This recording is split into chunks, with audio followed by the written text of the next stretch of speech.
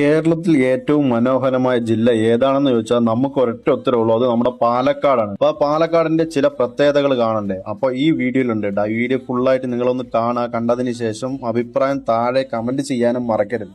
പാലക്കാടിന്റെ പഴയ പേര് നിങ്ങൾക്കറിയോ? എന്നാ കേട്ടോ, പാലക്കാടിന്റെ പഴയ പേര് പോറനാട് എന്നാണ്.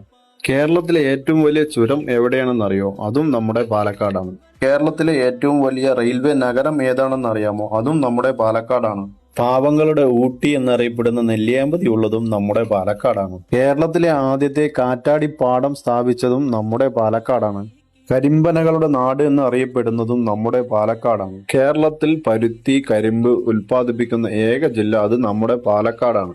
കേരളത്തിലെ ഏറ്റവും വലിയ ഡാം ഏതാണെന്ന് ചോദിച്ചാൽ അതും പാലക്കാടാണ്. കേരളത്തിൽ ഏറ്റവും കൂടുതൽ കർഷക തൊഴിലാളികളുള്ള ജില്ല അതും നമ്മുടെ പാലക്കാടാണ്. ലോകത്തിലെ ഏറ്റവും വലിയ വെടിക്കെട്ട് നടക്കുന്ന സ്ഥലവും പാലക്കാടാണ്.